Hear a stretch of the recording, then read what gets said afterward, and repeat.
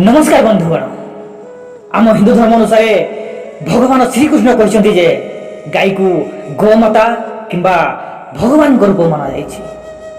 गाईर पूजा करिले सब प्रकार पाप दूर होता है। एमिति कि गाई शरीर में सब प्रकार देवादेवी बास होता है। गाई देहरे सब नक्षत्र रही है। गाई अत्यंत पवित्र होता है।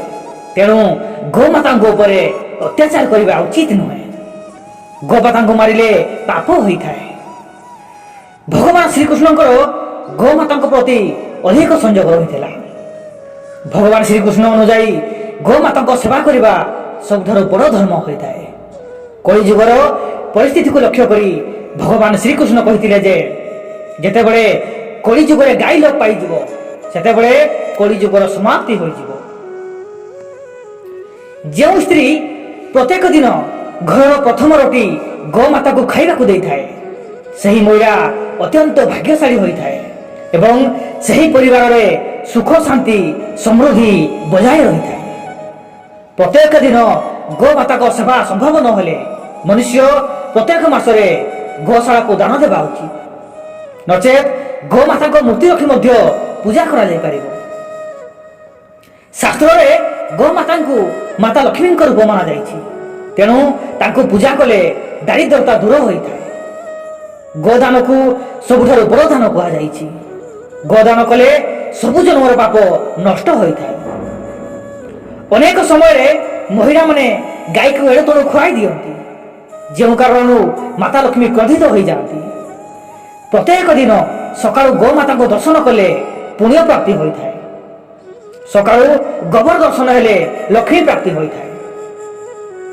कौनसी कार्य निमंत जाउथिले हठात गोमाता रास्ता रे आसिले सही कार्य सफल होता है। यात्रा समय गोमाता को दर्शन कले यात्रा सफल होता है। पितृदोष थिले गोमाता को प्रत्येक दिन रोटी एवं घास खुआइले ताहा दूर होता है। शनि दशा थिले शनिवार कि अमावास्या दिन कला रंगर गाई को घास एवं रोटी खुआती। वैज्ञानिक एवं आध्यात्मिकता अनुजाई गोमूत्र अत्यंत पवित्र एवं स्वास्थ्यबोधक होता है। गोमूत्र सिंचिबा द्वारा वातावरण में शुद्धता आए। शुक्र ग्रह दोष को दूर करने सकाळु धरा गोमाता को रोटी खुआइबा नितांत जरूरी अटे। जातक बुध ग्रह प्रभाव थिले बुधवार दिन गोमाता को सबुज चारा खुआतु। जातक मंगल ग्रह संबंधी समस्या थिले नाली गोमाता को सेवा करतु।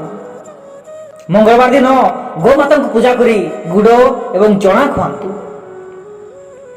कौन व्यक्तिर मांगलिक कार्यक्रम में बाधा आसुले बृहस्पति ग्रह को मजबूत करने रोटी उपरे गुड़ एवं चना रखी गोमाता को खाइबा को दियंतु।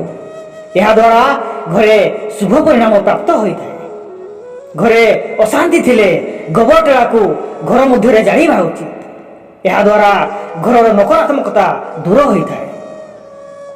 जदि घरे पिला माने अधिक क्रोधित हो जाउछंती तेबे घर को गाई आनी पिलार हाथ स्पर्श कराई रोटी खाइबा को दियंतु। एपरि करबा द्वारा संतान पई शुभ होता है। गोमाता पीठी एक चूड़ होता है जेउठी सूर्य केतु नाड़ी रही है। सबुदिन ताहा उपरे स्पर्श करबा द्वारा सब मनस्कामना पूर्ण होता है। समस्त आर्थिक संकट दूर होता है। दर्शक बंधु आम चैनल नुआ किसी जानिबा पई वीडियो को लाइक एवं चैनल को सब्सक्राइब कर दियंतु। धन्यवाद।